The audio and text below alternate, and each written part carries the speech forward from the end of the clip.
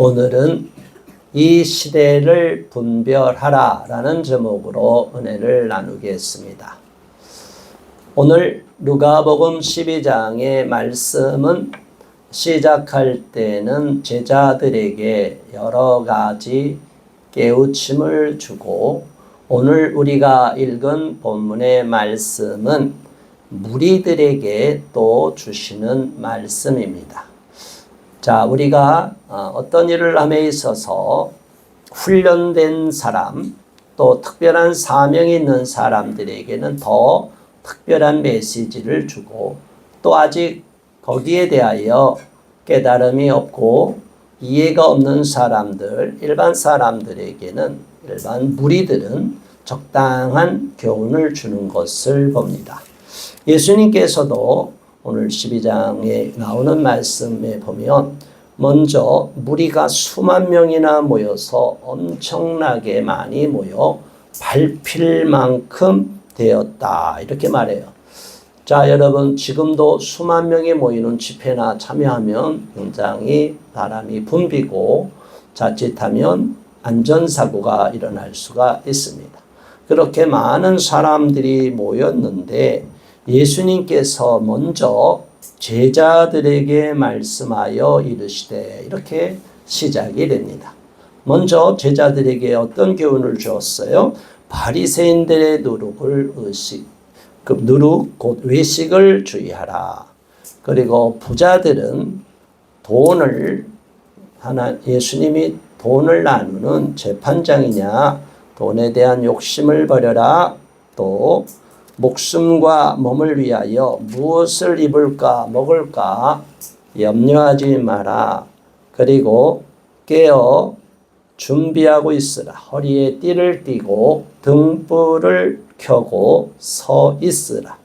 너희 주인이 어느 때 혼인잔치에 와서 문을 두드리며 열어줄 준비를 하고 있어라. 이렇게 쭉 말씀하시다가 내가 평화를 주러 왔는지 아느냐? 오히려 분쟁을 일으키러 왔다. 가만히 죄악에 쌓여있는 사람들에게 진리를 알려주고 어둠의 빛을 비추면 그 속에 분열이 일어나고 다툼이 일어나고 모든 것이 좋다 사람끼리의 평화와 안전을 이야기하지만 진리를 선포하러 날 때는 오히려 가정에서부터 또 사람들 사이에 분쟁이 일어날 수도 있기 때문에 그런 마음의 준비와 각오를 다지기를 바란다. 제자들에게 깊이 있는 차원이 높은 메시지를 전달하셨어요. 그 다음에 오늘 우리가 본문을 대하는 내용이 나오고 있는 것입니다. 54절의 말씀 다시 한번 봉독할게요. 또 무리에게 이르시되 너희가 구름이 서쪽에서 이는 것을 보면 곧 말하기를 소나기가 오리라 하나니 과연 그러하고. 많이 모인 무리들 가운데 제자들에게 먼저 깊은 비밀의 영적 메시지를 전달하고 나서 예수님께서는 그 많은 무리들을 바라보시면서 이제 일반인들이 누구나 알아들을 수 있는, 어린아이들이 알아들을 수 있는 수준에서 상식적인 이야기를 하는 거예요. 경험적으로 사람들은 오늘 석양이 지고 또 아침에 구름이 끼고 그러면 그 다음 날이나 그날의 일기를 분별할 수 있다고 하는 것입니다. 경험적으로 보면 많은 사람들이 자연을 바라보고 자연을 경험할 때 천기가 어떻게 바뀌는지를 잘 알게 된다고 하는 것입니다. 그 이스라엘 나라에선 서쪽에서 지도상으로 보면 서쪽이 어디입니까? 애굽 쪽이죠. 시나이 반도 쪽에서 구름이 서쪽에서 있는 것을 보면 소나기가 오리라. 서쪽에서 구름이 오면 소나기가 오고 또 동쪽에서 구름이 오몰려오면 어떤지 이 이스라엘 사람들, 그 시대에 살고 있는 사람들은 다 알고 있는 사실이라는 것입니다. 우리나라도 지금은 많이 아열대로 바뀌었지만 예전에 우리나라에 살았던 사람들 경험적으로 보면 겨울에는 뭐가 있다고 그래요? 특징적으로 사만 사온. 3일은 엄청 춥고 4일은 따뜻하고, 그래서 아무리 추워도 며칠만 지나면 따뜻해질 거야. 또 따뜻해다가 또 며칠 있으면 또 추워질 거야. 이렇게 우리가 어느 정도 이 날씨를 예측하면서 이 땅에 살아오고, 그것을 경험적으로 농사를 지을 때도 다 경험적으로 지식을 갖고 농사를 짓게 되는 겁니다. 그래서 쌀미자를 보면 쌀미자가 어떻게 되어 있어요? 팔이 뒤집어진 거죠. 농사를 질 때 몇 번의 수고가 들어간다고요? 88번의 그 과정을 거쳐서 추수하기까지 되는 거예요. 먼저 벼를 발화시키고, 그래서 모판에다가 벼를 자라게 해서 그거를 갖고 또 모내기를 하고, 그러다가 잡초를 뽑고 계속 수고와 노력을 더해서 어려운 과정을 통해서 쌀을 수확하게 됩니다. 우리나라는 지금 하나님이 너무나 큰 축복을 주셨습니다. 많은 사람들이 지금 우리나라가 식량이 자급은 안 되는데 쌀은 남아 돌아요. 참 이런 아이러니가 있어요. 일본은 지금 최근에 뉴스를 보니까 쌀이 부족해서 쌀값이 폭등하고 김밥 하나가 우리 돈으로 2,000원이 넘어가고 막 이래서 사람들이 김밥 하나, 삼각김밥 하나 먹기가 어렵다, 이런 소문이 들려요. 뉴스가 나오는 걸 봤어요. 자, 여러분, 우리나라는 많은 사람들이 이제 밀가루 음식을 많이 먹다 보니까 쌀을 덜 먹어요. 그래서 쌀을 소비하는 그 소비량이 떨어지다 보니까 쌀이 남아도는 이런 상황이 있는데, 너무나 감사해야 되는데 우리는 쌀, 고기, 음식이 넘쳐나니까 이렇게 풍요로운 세상이 우리는 영원히 지속될 거라고 생각하는데 그렇지는 않습니다. 반드시 앞으로 재난이 닥치고 기근이 닥칠 때가 와요. 그러니까 우리가 잘 식량도 자급률을 높여야 되고 쌀 소비도 촉진해서 자꾸 쌀을 소비 안 한다고 농지를 산업단지로 바꾸고 다른 공장 들어서게 다 해서 지금 경장 면적이 점점 줄어들고 있어요. 자, 이것을 미래를 바라보지 못하는 우리 관료들이 갖고 있는 한계입니다. 분명히 천재지변이 많아지고 앞으로 기상이변이 많아질수록 작황은 떨어지게 됐고 전 세계 곡물값은 폭등하게 되어 있어요. 그러니까 가능하면 밀가루 음식을 줄이고 수입하는 밀가루를 줄이고 쌀을 어느 정도 더 많이 자급하고 보급할 수 있도록 우리 정책 담당자들이 힘을 써야 되는데 그렇지를 못하고 있는 것을 봅니다. 아무튼 우리는 이러한 기상이변 가운데 대한민국의 바닷속을 봐더라도 과거에는 우리나라 해역에서 잡히지 않는 난류성 물고기가 많이 잡히는 것을 보고 있어요. 자, 이런 상황 속에서 자연환경도 바뀌고 모든 것이 바뀌고 예전에 과일이 어느 정도 어느 지역에선 유명한 과일 산지가 있었는데 예전에는 대구가 과일에 유명했는데 지금 과일이 유명한 지역은 강원도라고 그래요. 그래서 온도가 점점 올라가니까 모든 작물들, 과일들, 이 자라나는 환경이 바뀌어가는 것을 보게 됩니다.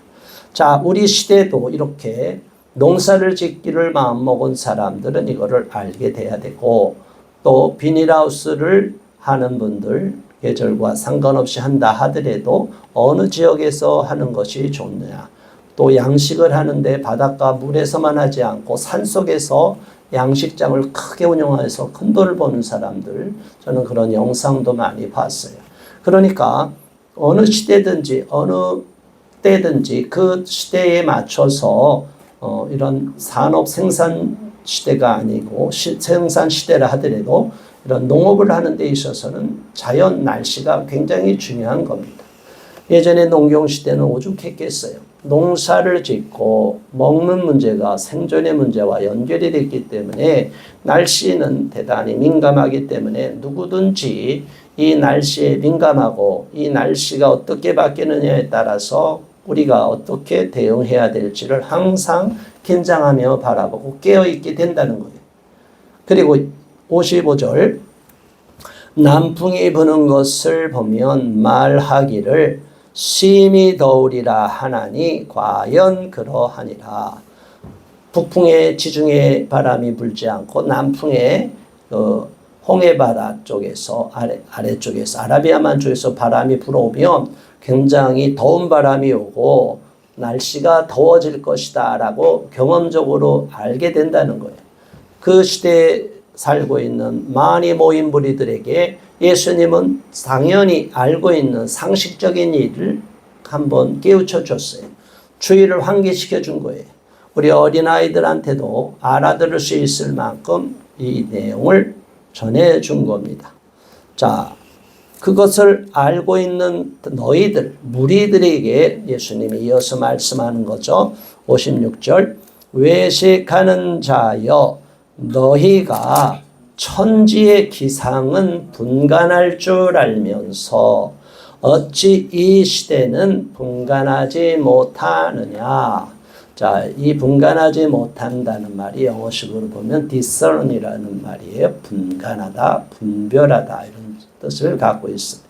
자, 이 천지의 기상은 분간하고 분별할 수 있으면서 어찌 이 시대는 분별하고 분간할 수 없느냐. 너희들이 지금 이 시대가 어떤 시대인지 알고 살아가고 있느냐. 세상 사람들에게 우리가 전해야 되는 메시지가 바로 이러한 이야기입니다. 여기에는 두 가지 메시지를 우리가 알 수 있죠. 첫 번째는 이 시대의 정치적인 상황이나 이 시대의 흐름에 따른 메시지가 있고 또 하나는 영적으로 깨우쳐주는 메시지가 있습니다. 저는 두 가지를 나눠서 한번 살펴보겠습니다. 그 시대에 로마의 압제하에서 메시아를 대망했던 이스라엘 사람들이 예수님이 이적과 기적과 능력을 행하시니 얼마나 놀랍고 기뻤겠습니까? 우리가 고대하던 메시아가 나타났다고 또 어떤 사람은 아직 메시아라고 생각은 하지 않지만 큰 이적을 행하는 능력의 선지자다. 어떤 사람은 큰 선생이다. 이렇게 기대하는 마음으로 많은 사람이 모였어요. 지금도 유명한 강사들이 나타난다 하면 많은 사람이 모이는데 그 당시에 오죽했겠습니까? 예수님이 이러한 메시지를 전달하는 것을 알고 기대하고 온 사람들은 언제쯤이면 이스라엘 민족을 구원해 주실까? 로마의 압제에서 이 나라를 해방시켜 주실까? 로마의 속국에서 노예와 같이 우리 선민 이스라엘 하나님이 택한 우리 위대한 이스라엘 민족인데 어찌 이러한 야만 족속에게 노예된 상태로 이렇게 묶여 있어야 됩니까? 이미 한 150여 년 전에 이스라엘 민족이 독립운동을 일으켜서 마카비 반란을 일으키고 또 하스모니안 왕조를 세우는 이런 이야기가 나오죠. 자, 그렇게 자기들이 민족 가운데 우리나라로 치면 독립운동도 일으키고 그랬던 역사가 있기 때문에 이들은 또다시 민족을 독립시키기 위한 그러한 열망을 갖고 있는 무리들이 있었습니다.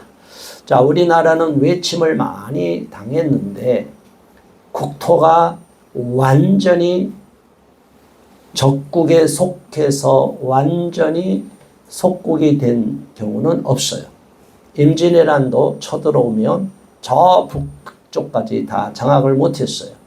청나라가 내려와도 남한산성에서 다 왕을 잡아가고 말았어요. 그리고 당나라도 침범을 했지만 수나라도 침범했지만 결국은 이 한반도 전체를 장악한 경우가 없어요.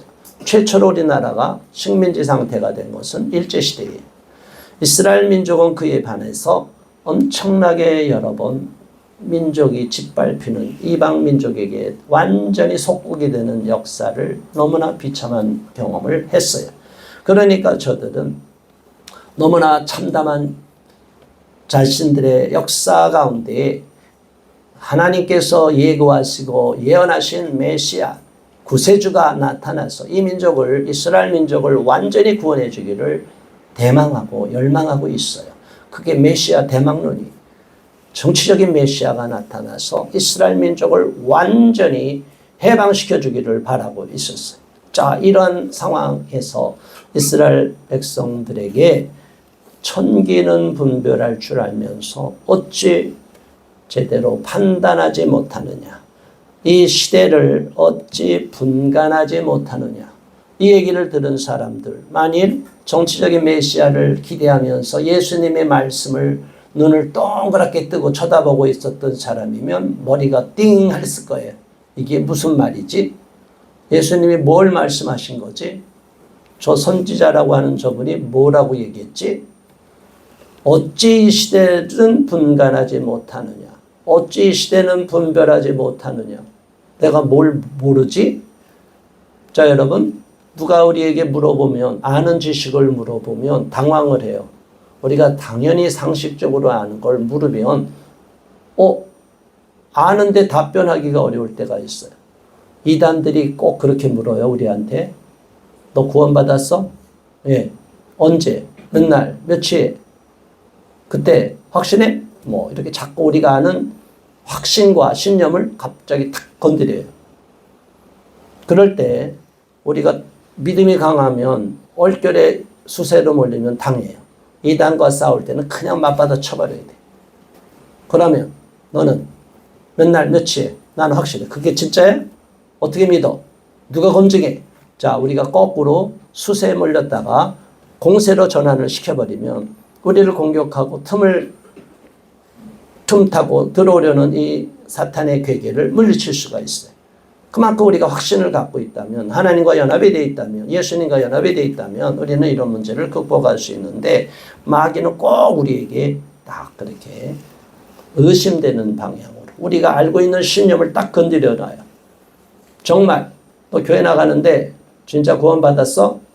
너 교회 나가는데 정말 너 진짜 크리스찬이야? 뭐 이렇게 주변의 사람들이나 원수마귀가 우리를 무너뜨리려는 자들이 우리를 자꾸 의심하게 만들어요. 그러면 반드시 우리는 당연하지, 구원받았지, 하나님이 나를 구원해 주셨지, 이렇게 확신을 갖고 답변을 해야 돼요. 어찌 이 시대를 분간하지 못하느냐? 그럴 때 띵 해갖고 아무 소리 못하지 말고, 이 시대가 잘못돼 가고 있고 이 시대가 어떤 문제가 있나 보다, 이렇게 문제의식을 갖고 예수님의 그 말씀에 집중해야 되고 깨달아야 돼요. 내가 지금 이 나라 바라보고 정치적으로 대통령이 탄핵이 돼서 돌아오고 말고, 이제 이런 부분이 우리가 중요하잖아요. 대통령이 탄핵이 되는 문제까지도 정말로 법치주의를 파손하고 헌법에 의한 대통령의 비상계엄 조치를 잘못이라고 말하는 것 자체가 말이 안 되는데, 많은 사람들이 그것을 다 휩쓸려 들어가고 언론 방송의 선동에 넘어가는 거예요. 이게 어리석은 인간들이 얼마나 많은지 몰라요. 우리는 이러한 어리석은 자들 가운데서 각성되고 계몽된 사람들로서, 깨달음을 얻은 사람들로서 절대로 그러한 잘못된 시대 흐름에 넘어가면 안 되는 것입니다. 예수님은 더 나가서 어찌하여 이 시대는 분간하지 못하느냐.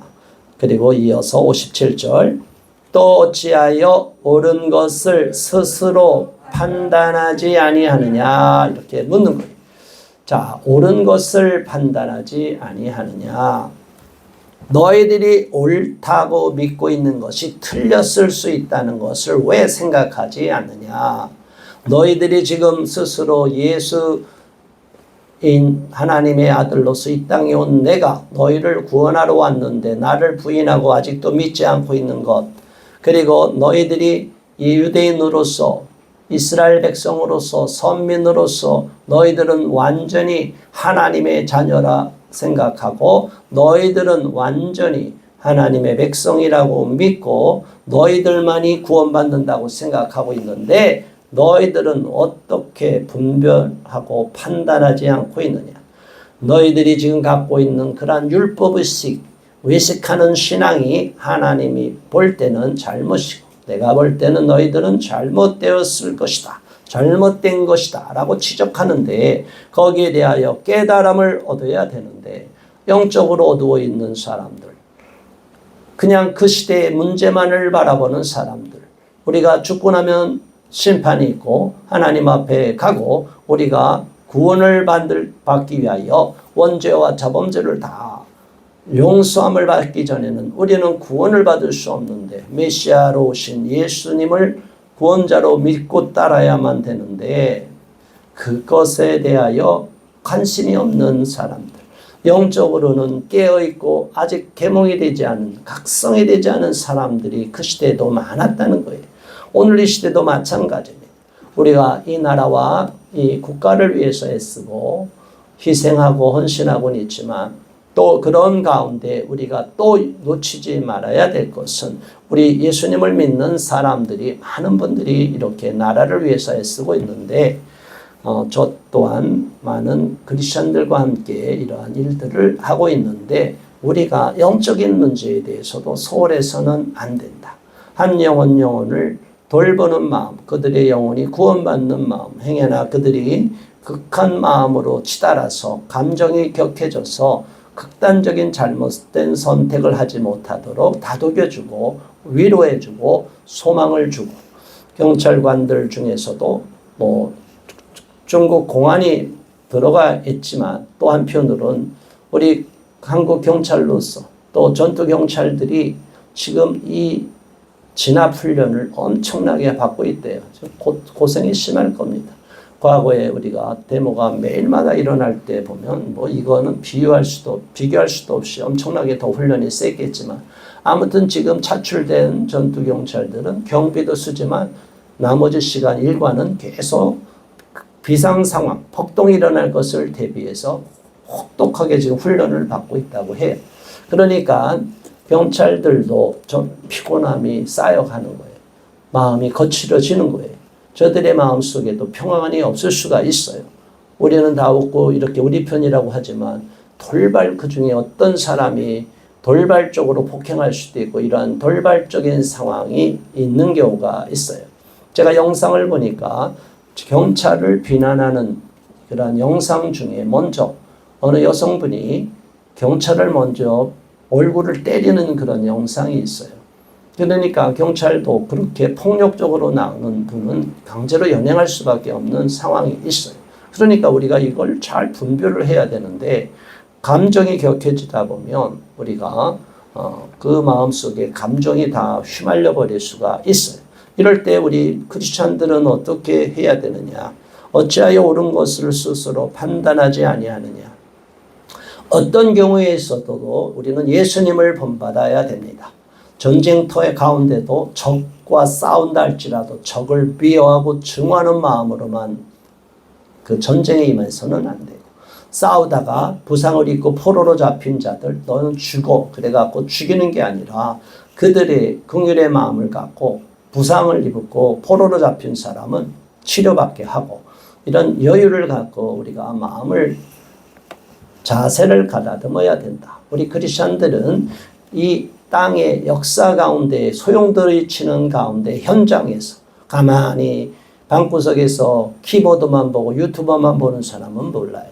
저는 과거 80년대 서울의 봄 때 그 수만 명이 거리로 몰려 나와서 수십만의 그 군중들 속에서 어떤 일이 벌어지는지를 현장에서 목도한 사람이기 때문에 그 돌멩이가 누구한테 날라와서 맞아 죽을 수 있고 그거는 그 급박한 총알이 날라오는 전쟁이랑 똑같은 거예요. 전쟁, 군대 가서 우리가 총을 쏘고 이럴 때 군대 실제로 전쟁이 일어나도 마찬가지. 총알이 똑같이 총알이 날라오는데 나는 총알이 비껴가고 옆에 사람 맞아 죽는 거. 그렇게 되는 게 전쟁이에요. 그러니까 우리의 생사화복은 하나님 앞에 달려있는 거기 때문에 우리는 어떤 일을 하든지 마음의 평정심을 잃어서는 안 됩니다. 저는 예수님을 믿기 전에도 그러한 상황에서 마음이 극단적으로 치닫지는 않았기 때문에 참 감사했어요. 그러니까 상황이 보이는 거예요. 객관적으로 보이는 거예요. 그런데 흥분하기 시작하면 그게 안 보여요. 흥분하면서 그 사람 바로 앞에 있는 사람만 보이고 그 사람이 우리의 적이라 생각할 수가 있어요.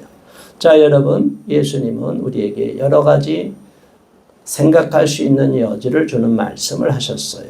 어찌하여 이 시대를 분간하지 못하느냐. 또 한편으론 어찌하여 옳은 것을 스스로 판단하지 아니하느냐. 시대를 잘 분별하고 또 옳고 그른 것을 판단할 수 있는데 왜 판단하지 않느냐. 왜 휩쓸려만 가느냐. 저와 여러분들이 어느 시대를 살아가든지 어느 시대 속에서든지 이러한 혼돈 가운데 빠질 수가 있는데, 그럴지라도 예수님은 분명하게 우리에게 분별력을 가지라는 것이고 옳고 그름을 냉철하게 판단하라는 것이에요. 그것이 하나님을 믿는 사람들에게도 마찬가지고 하나님을 모르는 사람들도 마찬가지라는 거예요. 일반적인 많은 무리들, 제자들 뿐이 아니라 일반 무리들도 이것을 보고 깨닫기를 바란다는 것입니다. 많은 분들이 지금 헌법재판소 앞에서 그 차가운 바닥에서 단식하는 것을 보고 마음이 아픕니다.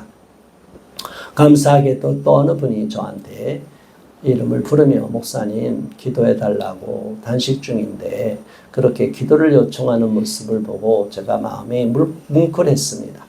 그분들을 위해서 기도하면서 하나님 힘을 달라, 힘을 주십사. 그리고 이들의 기도가 상달되어서 하나님 좋은 결과가 나타나기를 바랍니다. 정말 이 자유 대한민국을 지키려고 하는 그 일에 앞장선 분들이 많은 크리스천들이라는 것을 알고 저희는 감동도 받고 또한 도전도 받습니다. 저와 여러분들은 오늘 이 시대에 어떤 상황이 혼돈의 상황으로 흘러가고 있는 이 상황 속에서 그래도 우리는 끝까지 감정으로 치우치고 격한 반응을 보여서는 안 됩니다. 오히려 우리들을 약점을 잡히게 만들고 저들이 프레임을 씌우기 위하여 폭동이 일어나게 만들어요. 자작극도 일으킬 수가 있어요. 그렇기 때문에 서부지방법원 사태와 같이 자작극을 일으켜서 오히려 대통령의 탄핵에 정당성을 자꾸 부각시키기 위하여 저들은 광주에서도 그러한 폭동을 일으킨 것처럼 발화의 분위기는 돼 있죠. 독재 타도하는 서울에서도 마찬가지고 그게 광주로 내려갔어요. 80년대. 지금부터 45년, 6년 전이죠. 그때의 분위기에 누가 한번 격하게 서울에는 돌밖에 없었는데 광주는 무기고가 털려서 총이 날아간 것뿐이에요. 그 분위기는 똑같은 거예요. 돌을 던지느냐 손에 총이 쥐면 총을 쏘느냐 그거 별거 똑같은 상황이에요. 자, 지금 이런 상황에서도 헌법재판소 앞에도 마찬가지다. 자, 지난번 서부지방 같은 그런 난입 사태를 오히려 유발할 수도 있기 때문에 우리는 이것을 조심해야 되고 경계를 해야 됩니다. 냉철함을 잊어서는 안 되고 많은 분들이 몰려있고 밤새도록 밤을 새다 보니까 순간적으로 이성적인 판단도 잃어버리고 몸도 체력적으로도 한계에 부딪힐 수가 있어요. 자, 이러한 때에 우리가 하나님이 이 시대를 어떻게 이끌어 가실지 끝까지 우리가 희망의 끈을 놓지 말고 냉철함과 분별력을 갖고 옳고 그름을 잘 판단하고 감정으로 휘말리는 사람들에게 절대로 그런 적들에게 저들의 그 괴략을 꾸리는 내란을 일으키는 자들에게 필미를 주는 오히려 악용될 수 있는 일들이 일어나서는 안 되도록 자꾸 우리가 주변을 환기시켜야 됩니다. 많은 사람들은 제가 아직 이번 주에 탄핵이 될지 탄핵이 결정될지 또 다음 주로 한 주 늦춰질지 모르지만 내일 한덕수 대통령 권한대행의 탄핵 소추안이 기각 또는 각하가 되는 결정이 나오면 어떤 시금석이 나올 거라고 보고 그럼에도 불구하고 대통령에 대한 탄핵의 문제는 끝까지 저들은 도모를 하고 꾀를 부릴 수 있어요. 그래서 헌법재판소 앞에 탄핵 선고가 일어나는 당일날 저보고 가급적 안 갔으면 좋겠다. 경찰이나 여러 곳에서 저한테 이야기를 했는데 저는 제가 그 자리를 마무리를 짓고 만일 인용이 되는 최악의 상황, 뭐 기각이나 각하가 되면 축제의 장이 되겠지만 만에 하나 잘못된 그러한 저들의 결정이 나올 경우는 그 당시 그 자리가 엄청 위험해질 수 있기 때문에 제가 모든 집회에 대하여 종료 선언을 하고 철수를 하게 될 겁니다.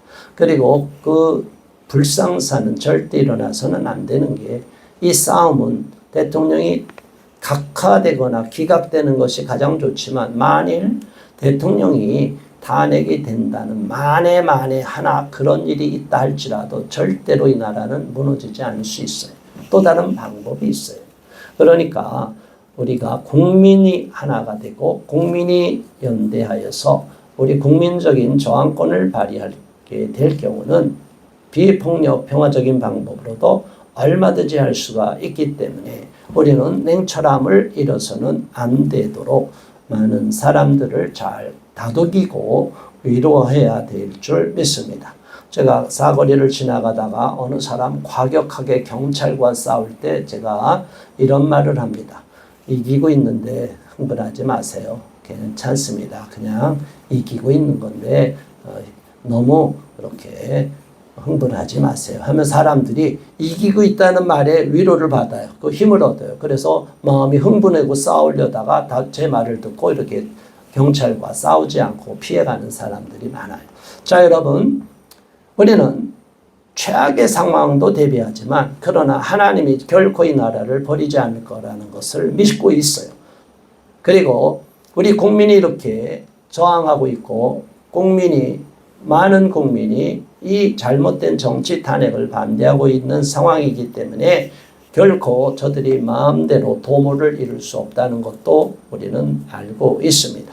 그러나 유비무환의 자세로 모든 것을 만에 하나 최악의 상황을 가정하고 항상 모든 것을 로드맵을 짜야 되기 때문에 그런 것은 우리가 대비를 해야 된다는 것입니다. 더 나아가서 예수님은 58절, 59절에 우리가 송사 문제와 연관돼서 교훈을 주십니다. 함께 58절, 59절 마지막으로 봉독합니다. 내가 너를 고발하는 자와 함께 법관에게 갈 때에 길에서 화해하기를 힘쓰라. 그가 너를 재판장에게 끌어가고 재판장이 너를 옥졸에게 넘겨주어 옥졸이 옥에 가둘까 염려하라. 내게 이르노니 한 푼이라도 남김이 없이 갚지 아니하고서는 결코 거기서 나오지 못하리라 하시니라. 자, 여기에서 나오는 이야기는 누가 우리를 고발할 수 있다는 것은 아무런 죄가 없이 고발당하면 저들이 오히려 고발한 사람이 무고죄로 처벌을 받아요. 우리나라에서도 지금 법에서도 마찬가지로 그 당시에 우리가 고발을 하면 송사가 걸려 있다는 것은 돈을 빌려놓고 안 갚았다거나 또는 남의 것을 가져왔다든가 이렇게 잘못할 경우에 고발을 당할 수 있다는 거예요. 그러면 얼른 가서 화해를 하라는 거예요. 재판까지 가면 재판정에 가선 오히려 더 크게 감옥에도 갇히고 감옥에도 갇히면서 오히려 돈까지 물어주는 일이 있을 수 있다. 그러니까 우리 자신을 누가 우리에게 고발하려고 할 때는 먼저 지혜롭게 먼저 가서 그 사람과 나를 고발하려는 사람이 생기지 않도록 미리 막아야지. 미리 풀어야지. 그런 극단적으로 감정을 상하게 하면 안 되는 것이라는 거죠.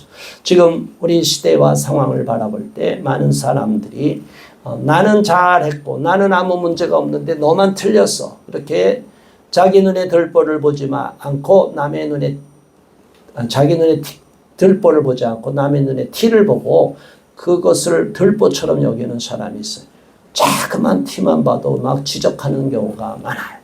그런데 예수님이 또 말씀하셨듯이 우리 눈에 들보를 눈에서 빼야 된다는 거예요. 자기 눈에 있는 엄청 큰 죄를 깨달아야 되는데 많은 사람들이 나는 옳고 너는 틀렸다고만 이렇게 이야기하는 경우가 많아요. 오늘날 내로남불이라는 유행어가 있듯이 나는 옳고 너는 틀렸다. 나는 괜찮고 너는 틀렸다고 자꾸 지적하는 경우. 그렇게 생각하면 안 되고 내 자신이 잘못하고 있고 내 자신이 실수하고 있고 내 자신이 고발당할 수 있는 문제가 있다면 그것을 먼저 선제적으로 대응해서 화해를 하고 감옥에까지 가서 봉변을 당하고 낭패를 당하는 일이 없도록 하라는 거예요. 바로 마찬가지로 우리가 저도 속상한 일이 있으면 그냥 법을 넘어서는 일을 하고 싶은 마음이 충동이 있을 때가 있어요. 그러나 그렇게 선을 넘어버리면 우리가 오히려 위법한 행위로 인하여 족쇄가 채워지고 발목이 잡히게 돼요. 그러면 그 옳은 주장을 했던 그 정당성이 다 훼손이 되어버립니다. 그래서 우리가 어떤 일에 있어든지 고발당하는 일이 생기지 않도록 극단적으로 치우쳐서 감정으로 치우쳐서 본의 아니게 실정법을 위반하는 일이 발생하지 않도록 조심을 해야 되는 거예요. 그게 분별력을 갖고 지혜롭게 행하는 사람의 자세입니다. 오늘 이 시대를 분별하라는 말씀 속에 우리 예수님께서는 제자들에게도 요구한 부분이 있지만 많은 무리들이 알아들을 수 있도록 이 시대가 얼마나 악한지 그리고 지금 이 시대가 회개하고 구원받을 때인지 세상의 심판의 날이 가까이 오고 있는 때인지도 알려주고 깨달음을 얻고 분별하라고 하는 말씀을 주셨습니다. 이 말씀은 또한 저와 여러분에게도 적용되는 말씀으로 받아들이고 하나님께서 행여나 내가 못 깨닫고 있고 분별을 못하고 있고 또 나도 모르게 지나치게 감정으로 치우쳐 있는 부분이 있다면 이 시간 돌이키고 하나님 앞에 겸비한 마음으로 나갈 수 있게 달라고 이 시간 합심하여 기도하겠습니다. 주여 할렐루야. 하나님 아버지 고맙습니다. 감사합니다.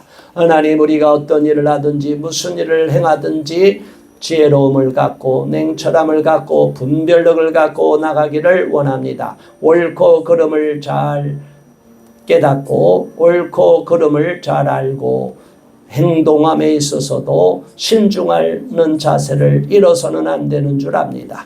하나님 많은 사람들이 지금 마음이 상해 있고 격앙되어 있고 이 시대가 악한 불의한 재판관들과 불법에 난무하고 불법 탄핵으로 인하여 많은 국민들의 마음이 찢어지고 있고 상처가 많이 있고 있고 또 서부지방에 들어간 우리 청년들과 국민들을 감정적으로 보복하는 영장을 발부한 잘못된 판사들로 인하여 90여 명이 넘는 우리 국민들이 감옥에 갇혀 있는 상황입니다. 아버지 이 시대의 불의와 불법을 바라볼 때 분노와 격앙된 감정이 계속 올라오고 있는 것을 봅니다. 하나님이여 이 나라 백성들 많은 무리들을 하나님이 다스려 주시고 안국역 주변 헌법재판소 주변으로 몰려있는 많은 국민들의 마음 많은 무리들의 마음을 하나님께서 위로하시고 다스려 주시기를 바라며 극단적으로 치닫고 감정적으로 폭발해서 오히려 불상사가 일어나지 않게 하여 주시옵소서. 그로 인하여 저들에게 빌미가 되지 않게 하여 주시고 이 나라 백성들이 아버지 하나님이 주시는 은혜 가운데 지혜 가운데 아버지 애국하는 마음을 갖되 감정으로 격앙되어서 폭력으로 치닫지 않도록 하나님이 우리 백성들의 마음을 다스려 주시고 애국하는 그 열정으로 금식하고 단식하며 다 연자농성을 하고 있는 많은 애국 국민들을 기억하시고 그들의 애국심을 기뻐 받아 주시되 그들의 마음을 다스려 주시기를 원합니다. 수고하는 경찰들 아버지 그들 가운데 오해받는 중국 공안이 있다면 다 속간해 주시고 우리 국민을 탄압하는 모양새가 비치지 않도록 막아주시고 경찰도 각성하게 하시고 그리고 수고하고 지치고 예민해 있는 경찰 전투경찰 그리고 정보관들 하나님 한 분 한 분을 기억하시고 저들의 마음속에서도 국민을 적으로 돌려놓는 마음이 없이 그들이 직무에는 충실하되 우리 국민들이 얼마나 또 애통하면 저럴까 하라는 이해하는 마음도 가져서 서로가 우리 국민끼리 같은 국민끼리 싸우는 일이 없도록 하나님이 보호하시고 막아주시기를 바랍니다. 하나님 반드시 나라 잘못된 정치 탄핵을 바로잡아 주실 줄 믿습니다. 하나님께서 악한 자들의 도모를 점점 계속 무너뜨려 주시고 이제 모든 상황이 변화되게 만들어 주시고 헌법재판소의 분위기도 바뀌게 해주셔서 감사합니다. 끝까지 하나님이 다스려 주셔서 저 헌법재판관들의 마음속에 하나님을 두려워하는 마음, 국민을 두려워하는 마음을 갖게 하시고 저들이 악한 잘못된 판결하지 못하도록 하나님이 친히 개입하여 주시기를 원합니다. 예수 그리스도 이름으로 간절히 기도드리옵나이다. 아멘.